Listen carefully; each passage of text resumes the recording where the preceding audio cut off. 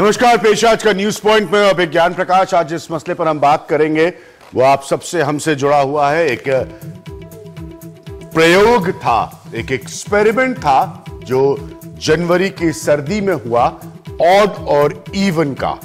तो गाड़ियों को लेकर ऑड और इवन का 15 दिनों का यह एक्सपेरिमेंट था जो हुआ। आप सब लोगों ने इसे पसंद किया, लेकिन क्या वाकई इससे प्रदूषण पर फर्क पड़ा?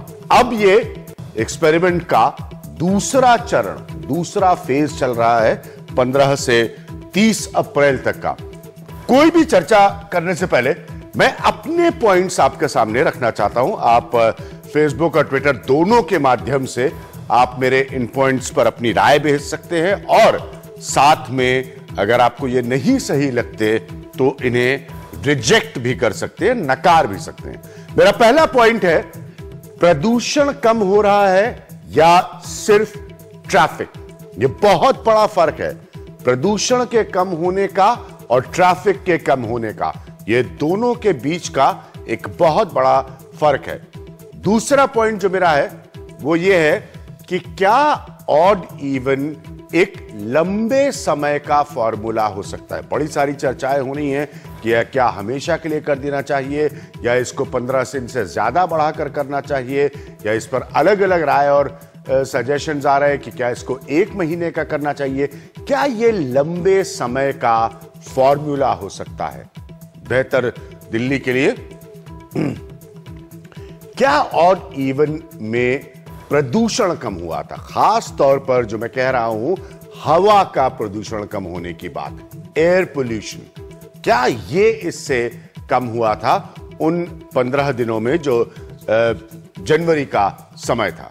इसके बाद मेरा एक पॉइंट है यहां पर, प्रदूषण में सबसे कम भागीदारी निजी कारों की होती है। तमाम रिसर्चेस इसको साबित कर चुकी हैं। 9% के आसपास का औसत आता है जो निजी कारों की भागीदारी से प्रदूषण होता है। तो क्या खाली इसको ऑड इवन में तब्दील करके यह सारी स्थिति बदल सकती है? और चौथा और पांचवा, माफ करिएगा, मेरा बड़ा पॉइंट है वो ये कि क्या ऑड इवन के बहाने केजरीवाल अपना प्रचार कर रहे हैं? बार बार आप विज्ञापन देखते हैं ना, लोग दुनिया से बात कर रहे हैं, लोग देश में बता रहे हैं। तो ये ऑड इवन के बहाने क्या केजरीवाल जरूरत से ज्यादा, अरविंद केजरीवाल क्या जरूरत से ज्यादा अपना प्रचार कर रहे हैं? सिर्फ एक बार का यह प्रयोग है, अच्छा प्रयोग है, यह पहले भी मैंने कहा है और आज फिर दोहरा रहा हूं।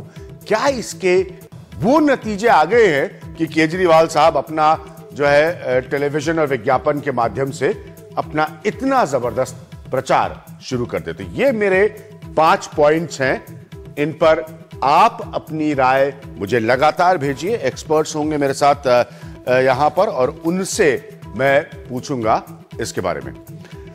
और इवन पर राजनीति भी उफान पर है। बीजेपी नेता विजय गोयल इसका विरोध कर रहे हैं। उनके मुताबिक ऑड इवन को दिल्ली सरकार ने प्रचार का जरिया बना लिया। ये विजय गोयल का पॉइंट है, जो कि भारतीय जनता पार्टी के दिल्ली के एक नेता है।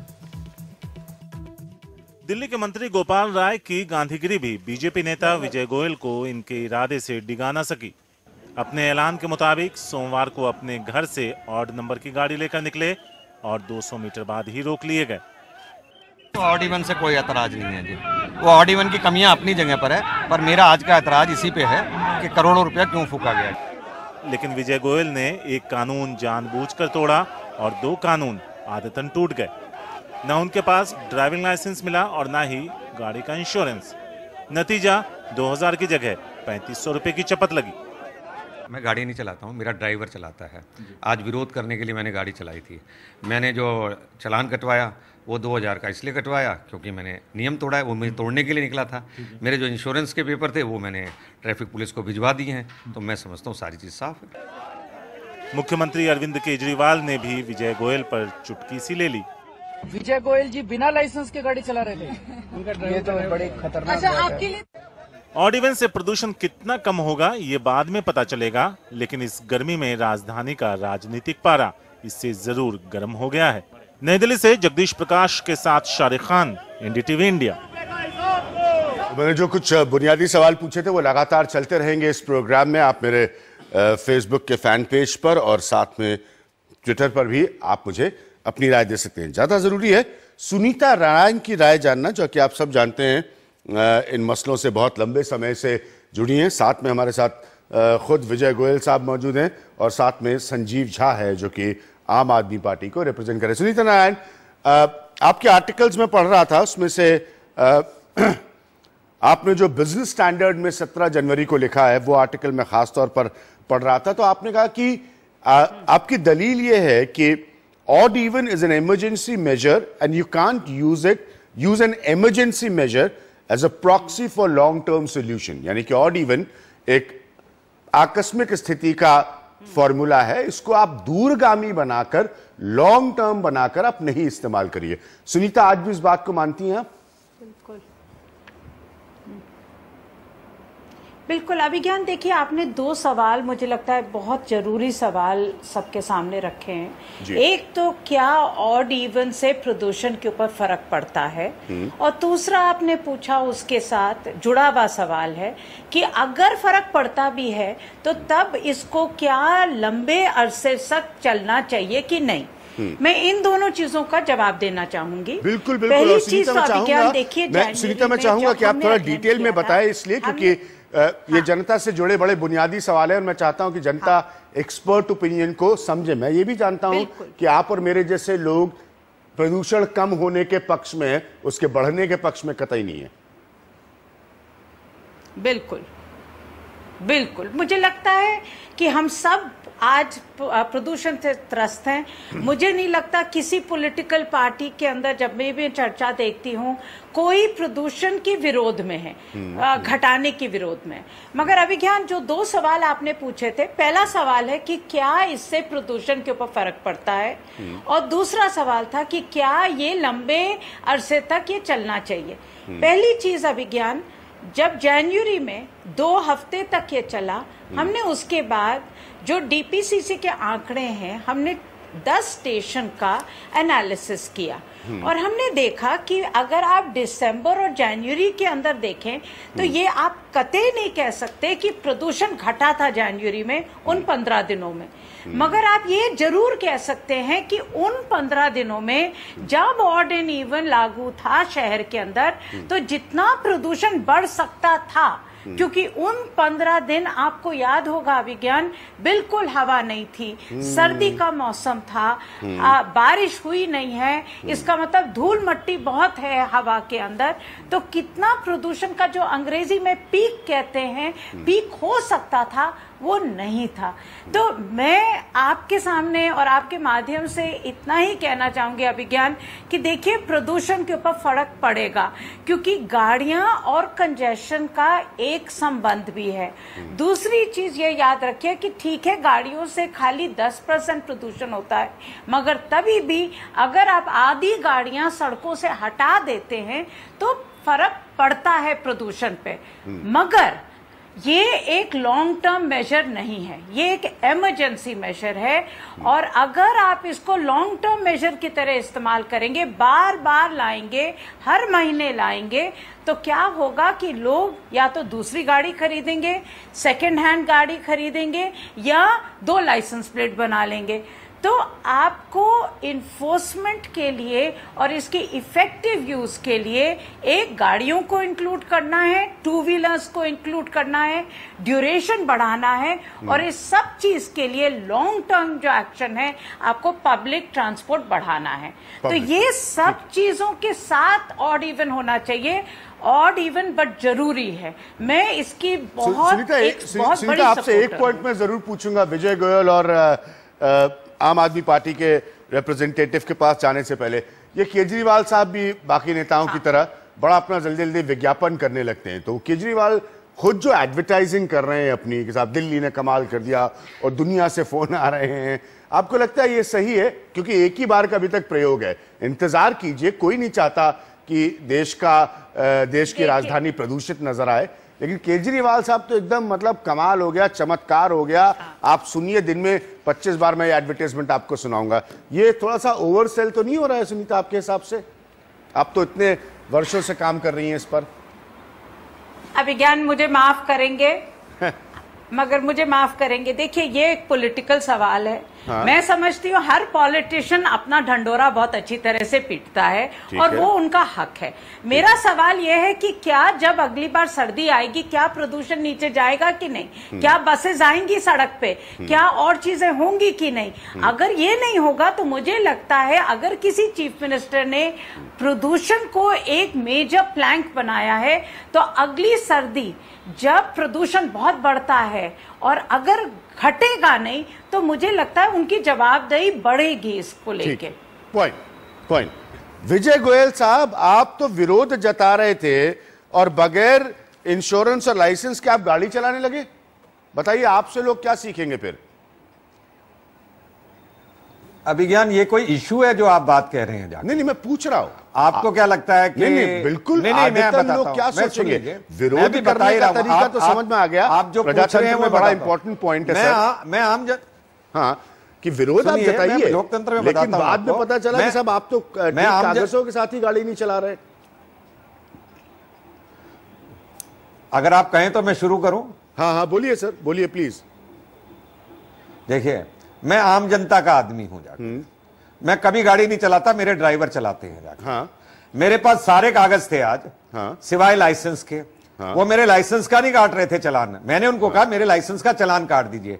इसका मतलब ये नहीं है कि मैंने लाइसेंस बनवाए नहीं है कभी। इसका मतलब ये भी नहीं है कि मुझे गाड़ी चलानी नहीं आती।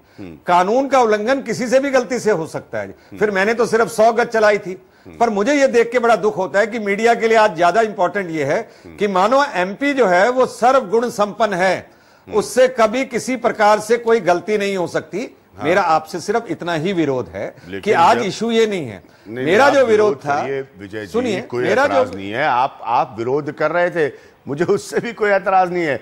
लेकिन जब आप खुद ही कह रहे हैं कि आप गाड़ी नहीं चलाते, ड्राइवर गाड़ी चलाता है, सबकी जिंदगी में होता है, कोई गुनाह नहीं है, तो फिर और आदमी कॉन्शियस रहता है, सतर्क रहता है कि भाई लाइसेंस तो रख लो जेब में, आप गाड़ी चलाने के लिए निकल रहे हैं। अब आप जनता के प्रतिनिधि हैं तो जनता तो सोचेगी कि अरे हमारे प्रतिनिधि तो कहीं गलती नहीं कर रहे हैं। तो आज हम चर्चा इसी पे करते हैं, लाइसेंस के ऊपर ही चर्चा करते हैं। नहीं, लाइसेंस दूसरी पे चर्चा छोड़ते हैं विजय जी। और मेरा मेरे सुनिए, अभी मेरे अभिज्ञान सुनिए ना, आप चर्चा इसी पे करते हैं ना। मेरा पॉइंट ये, आपने पॉइंट बिल्कुल ठीक उठाया है। हाँ। और मैं आपको पॉइंट ये कह रहा हूं। हाँ। कि एक आम जनता का प्रतिनिधि भी आम जनता होती है जी। हाँ। और उसके लिए एक फीस रखी गई है। हाँ। अगर मैं जुर्माना नहीं देता तो आप मुझे कहते गोयल साहब आप तो एमपी हैं, आप जुर्माना नहीं भर रहे हैं। अगर मान लीजिए मैं आदतन क्योंकि गाड़ी नहीं चलाता इसलिए मैंने लाइसेंस को जेब में नहीं रखा, या मेरे पास उस समय लाइसेंस नहीं था, तो मैं सारे मुद्दे को छोड़कर अब इसी मुद्दे पे बहस करूंगा कि भाई लाइसेंस अगर आपने भूल गए तो आप एमपी बनने लायक नहीं है। ठीक है, चलिए अगर आपके पास पेपर नहीं है, कोई गलती से नहीं है, पॉइंट रखा और मुझे आरोपित भी कर दिया कि मैं ये मुद्दा उठा रहा हूं बड़े मुद्दों से हटकर। ऐसा नहीं है, मैं वापस आता हूं। मैंने 5 जो प्रश्न पूछे थे, मैं अपने निर्देशक नवनीत कोहली साहब से रिक्वेस्ट करूंगा कि अगर वो 5 क्वेश्चन भी वो ग्राफिक्स चलाते हैं लगातार। अब समझिए सारे सवाल आपके वास्तविकता में आपके लिए बनते हैं। ये अरविंद केजरीवाल साहब क्या जरूरत से ज्यादा प्रचार कर रहे हैं? देखिए, 2 बातें, फटाक से विज्ञापन बन के आ गया दिल्ली वालों, बड़ा अच्छा भाई, दिल्ली वाले साथ दे रहे, अच्छा आइडिया के दिल्ली वाले साथ दे रहे, लेकिन दिल्ली के मुख्यमंत्री साहब के जरूरत से ज्यादा प्रचार कर रहे हैं। देखिए, 2 बातें हैं। जब हम लोग पहली बार ऑड इवन लेकर आए थे तो सरकार ने सोचा था कि ऑड इवन लाएंगे और देखेंगे क्या होता है सड़कों पे। जब हमने ऑड इवन लाया, उसके जब यूं ही हमने इसको खत्म किया, एक प्रेशर था जनता का कि दोबारा आना चाहिए, दोबारा आना चाहिए। हमने बहुत सारे सर्वे किए, हमने मीटिंग्स किया, हमने मैसेज दिया, हमने फोन किया, तो ज्यादातर लोगों ने ये कहा कि हाँ इसको दोबारा लाना चाहिए। तो दोबारा जब हम लाए, जनता की मांग पर लाए, जनता की मांग पर लाए, और पहला 10 दिन ये 15 दिन ये सक्सेस रहा। तो सक्सेस जिसके बदौलत उसको धन्यवाद तो करना चाहिए। मैं ही नहीं, पूरे विश्व के कई सारे देशों ने कहा कि ये मेरा ये कहना है कि दिल्ली की जनता ने काबिल तारीफ काम किया। हमने कहा प्रदूषण समस्या है, इस प्रदूषण से लड़ने के लिए दिल्ली की जनता सड़कों पर बहुत सारे पेन लेने के बावजूद अपनी गाड़ी छोड़कर आए। अच्छा, तो उनको धन्यवाद देना बनता था। मैं सुनीता नारायण जी यहाँ पर मौजूद हैं। सुनीता हम एक दूसरे को लंबे वक्त से जानते हैं, मैं जानता हूँ क्या काम कितने सालों से कर रही हैं। उन्होंने अपना एक पॉइंट ऑफ व्यू रखा, वो विशेषज्ञ हैं, हमें उनका पॉइंट ऑफ व्यू बड़े सम्मान से सुनना चाहिए। क्या आपने कोई ऐसा विज्ञापन बनाने की नहीं सोची, आपने, अरविंद केजरीवाल ने, आपकी सरकार ने, कि जनता को हकीकत में प्रदूषण के पॉइंट पर क्या लाभ हुआ? उसके आंकड़े सबने कलेक्ट किए, जितने भी लोग इस पर काम कर रहे हैं, तमाम रिपोर्ट्स इस वक्त इतने सारे कागज मेरे सामने रखे हैं और लोगों ने उसका आकलन किया।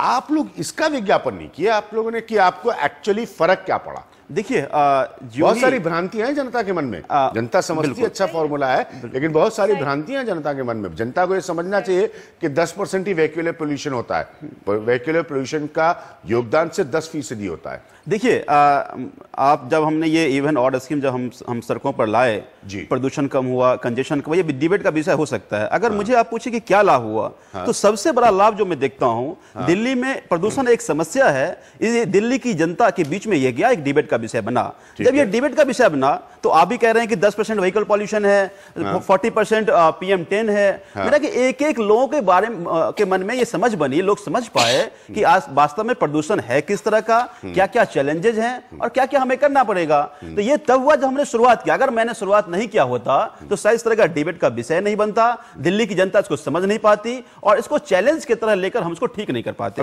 मैं ये मानता हूं, सुनीता नारायण यहां पर बैठी हुई है, सुनिए सुनिए सुनिए, एक IIT एक रुड़की की है, एक IIT दिल्ली की है। दोनों का सारांश ये है कि हवा का प्रदूषण जो कम करना सबसे बड़ा मकसद है। यही हम दलील देते हैं कि आज छोटे छोटे बच्चे जो है वो सांस और दमे की बीमारी से जूझ रहे हैं, और ये हम सबकी शहरीकरण में हम सबका योगदान है उसमें।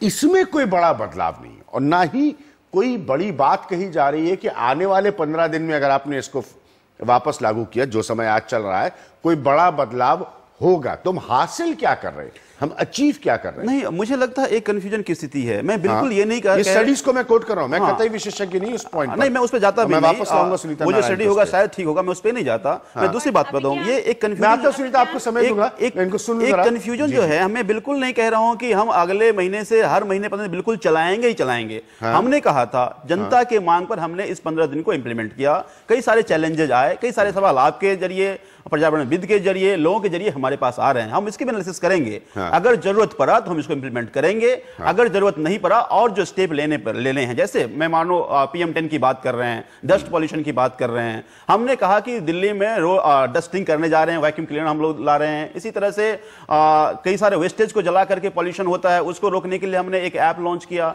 और उस ऐप के जरिए हम जनता को कहा कि आप मुझे जानकारी दीजिए। मैं सुनीता नारायण को लादने से पहले 2 अंग्रेजी की लाइनें अनुवादित कर दूंगा, पढ़ के सुनाता हूं। IIT दिल्ली कह रही है, the odd even experiment in the national city capital yielded little in terms of reducing air pollution or congestion on the city roads, initial findings of an IIT Delhi study said।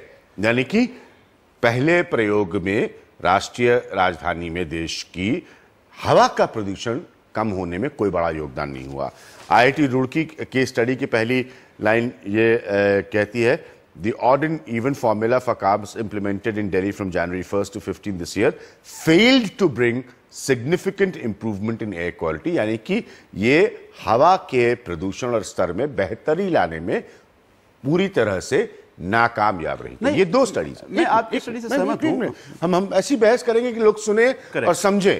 हाँ, तो मेरा हाँ सुनीता, अब ये 2 point है। आपने पहले ही कहा सुनीता कि लॉन्ग टर्म ये सोल्यूशन नहीं है, आपको पब्लिक ट्रांसपोर्ट को, सार्वजनिक यातायात की व्यवस्था को कहीं बेहतर करना पड़ेगा। तो मान लीजिए ये सरकार ये सोचे कि हम फिर लाते हैं इसको, जून के महीने में लाते हैं या कभी भी ये सरकार, क्या इसको इस अप्रैल के बाद लाना लाजमी होगा, कारगर होगा? देखिए, अभिज्ञान जहां तक IIT दिल्ली और IIT रुड़की की रिपोर्ट है, मैं इसके बारे में ज़्यादा टिप्पणी नहीं देना चाहूँगी, मगर आपको मैं ये बिल्कुल स्पष्ट तरीके से बताना चाहूँगी कि आप, और ये जो आंकड़े हैं ये पब्लिक में हैं, क्योंकि 10 स्टेशन पे DPCC मॉनिटर करता है और CPC भी मॉनिटर करता है। और जैसे मैंने आपको बिल्कुल, मैं कोई इस चीज के अंदर, देखिए मेरे को गाड़ी वाले कोई पैसा नहीं देते, मुझे स्कूटर वाले कोई पैसा नहीं देते, मुझे टैक्सी वाले कोई पैसा नहीं देते, मगर मेरा काम है कि किसी तरह से जो आंकड़े हैं आपके सामने और आपके माध्यम से बाहर रख सकूं।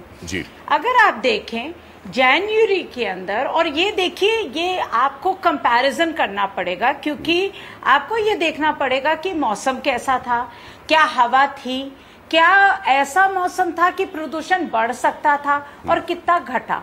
और ये जरूर सवाल है, ये जरूर एक एक्सपीरियंस पूरी दुनिया में है कि जहां गाड़ियां 20% रहती हैं, प्रदूषण कंट्रीब्यूट करती है, मगर तभी भी जब ऑड एंड इवन स्कीम लागू होता है उससे प्रदूषण कम होता है। मगर जो आपने सवाल मुझसे पूछा, क्या इसको जून में लाना चाहिए, जुलाई में और अगस्त में लाना चाहिए, मैं नहीं समझती इसको ऐसे लाना चाहिए। ये एक इमरजेंसी एक्शन है, मैं बार बार दोहरा रही हूँ, ये एक इमरजेंसी एक्शन है, ये जब लाते हैं। हाँ सुनीता बोलिए। मैं कह रही हूँ ये एक इमरजेंसी एक्शन है, आप लाइए जब प्रदूषण बहुत ऊपर होता है और आपको जल्दी से घटाने की जरूरत है, मगर आपको इसके साथ बहुत कुछ करना पड़ेगा। और मैं इतना ही कहूंगी, क्योंकि मैं इस चीज में पॉलिटिकल बात नहीं करना चाहती अभिज्ञान, और मैं नहीं इन चीजों के अंदर तू मैं फंसना चाहती हूँ, मगर अभी भी जो सरकार के लॉन्ग टर्म एक्शंस हैं वो कमजोर हैं। और मैं जानती हूं ये सरकार कमिटेड है मगर कमजोर है, और हमें उनसे ज्यादा उम्मीद है कि वो इन चीजों में गति लाएंगे, बसेस लाएंगे शहर के अंदर, और जो डस्ट कंट्रोल जो करना है वो होगा। ट्रक के कंट्रोल के कारण जो सुप्रीम कोर्ट का ऑर्डर है उससे प्रदूषण नीचे जा रहा है, मगर शहर के अंदर बहुत कुछ करने की जरूरत है जो सरकार ही कर सकती है। पार्किंग के चार्जेस बढ़ने चाहिए गाड़ियों के ऊपर। दो बात सुनीता नारायण साफ कह रही है, वो 15 दिन ऐप चला, उसके बाद ऐप बंद हो गया। ठीक है, दो बातें सुनीता नारायण, मैं विजय गोयल जी को लाऊंगा यहां पर, बहुत साफ साफ कह रही है। पहला, ये उनकी राय में इसको कोई जून में, जुलाई में, अगस्त में दोहराने की जरूरत नहीं है, ये एक इमरजेंसी सोल्यूशन है, एक इमरजेंसी फॉर्मूला है। दूसरी बात, जो लॉन्ग टर्म सोल्यूशन है, यानी कि दूरगामी रास्ते हैं, उसमें अभी भी मौजूदा दिल्ली की सरकार अपने इस विषय पर कमिटमेंट के बावजूद कमजोर नजर आ रही है। विजय गोयल साहब, आपसे भी मेरा यही प्रश्न होगा, क्या इसको आने वाले निकट भविष्य में रिपीट करने की जरूरत है, दोहराने की जरूरत है, किसी जून में, मई में, जुलाई में, नवंबर में, दिसंबर में? देखो अभिज्ञान, मेरा ये कहना है कि जिस समय जनवरी के अंदर इसको लागू किया गया था उस समय स्कूलों के अंदर छुट्टियां थी, इसलिए हमको ये लगा कि भाई सड़क के ऊपर ट्रैफिक कम है, और इन दिनों जैसे सुनीता नारायण जी ने बताया किसी भी प्रकार से प्रदूषण कम नहीं हुआ। उनका कहना यह था बढ़ा नहीं, बढ़ा इसलिए नहीं क्योंकि छुट्टियां थी, कारें कम आई सड़क के ऊपर। किंतु उसके बाद सरकार ने अपनी पीठ खुद थपथपाने लग गई और थपथपाकर यह कह दिया, सुनीता जी मैं आपके बीच में नहीं बोला ना, बिल्कुल हाँ बोलिए विजय जी। इसलिए उसके बाद सरकार अपनी पीठ थपथपाने खुद लग गई और उसने अपना सीधा सीधा ये कहना शुरू कर दिया कि दिल्ली की जनता जानती है। और अगर ये स्कीम इतनी सक्सेसफुल थी तो मैं ये कहता हूं कि इसको एक ही बार में एक मुश्त हमेशा के लिए सरकार ने लागू क्यों नहीं कर दिया। सरकार को प्रदूषण की चिंता नहीं थी, तो जो प्रदूषण के अन्य चीजें थी, जिसमें स्टोन डस्ट था, जिसके अंदर औद्योगिक प्रदूषण था, जिसके अंदर बायोमैस था, जिसके अंदर कूड़ा करकट जलाने के कारण जो प्रदूषण था, जिसके अंदर वो वाहन थे जिसके अंदर जो सबसे ज्यादा प्रदूषण फैलाते हैं, उसके ऊपर किसी भी प्रकार से सरकार ने कोई अपना रुख स्पष्ट नहीं किया जी। मेरा जो विरोध था वो इसलिए था कि सरकार ने ऑड इवन स्कीम के ऊपर ये भी कहते हुए कि दिल्ली की जनता इसको चाहती है, उसके बाद भी करोड़ों रुपए अपने प्रचार के अंदर टेलीविजन के माध्यम से, एफएम रेडियो के माध्यम से, अखबारों के माध्यम से, होर्डिंग के माध्यम से, ना केवल दिल्ली में, दिल्ली के बाहर भी प्रचार कर दिया।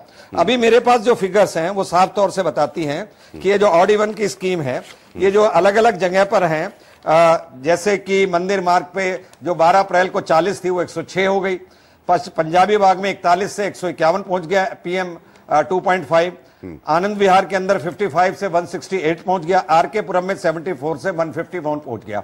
तो मेरा यह कहना है कि सरकार जब भी इसको करे पूरा इंफ्रास्ट्रक्चर होना चाहिए। 7000 बसें जो जनवरी में थी आज 6000 बसें रह गई हैं। और तो और ये समझिए सरकार ने 2-2 हजार के चालान काटने शुरू कर दिए। हेलमेट जिसके कारण जीवन को सुरक्षा नहीं रहती उस पर तो 200 रुपए का चालान, और जो व्यक्ति के पास एक कार है या किसी कारण मजबूरी से ले आ गया उसके ऊपर 2000 रुपए का चालान बहुत ज्यादा है। एक तरफ आप कहते हैं हम फूल देंगे, दूसरी तरफ फूल देने के बाद 2000 का चालान काटते हैं। तो मैंने तो एक सिंबॉलिक विरोध इस बात के लिए किया था कि आनन फानन में जिस योजना को लागू किया गया है उससे जनता भी परेशान हो रही है। जब भी आप इसको लागू करें, पूरा टेस्टेड करके, कंप्रिहेंसिव पॉलिसी बनाकर, सब लोगों से बात करके, इंफ्रास्ट्रक्चर को खड़ा करने के बाद तब इस बात को सोचें। अन्यथा जिनके पास हैं 2 कारें, एक ऑड और एक इवन, वो तो है सुखी हैं, वो मजे मार रहे हैं। जिनके पास 1 कार है वो बेचारा सड़क की भीड़ से बच गया तो मेट्रो की भीड़ और बस की भीड़ से जा रहा है।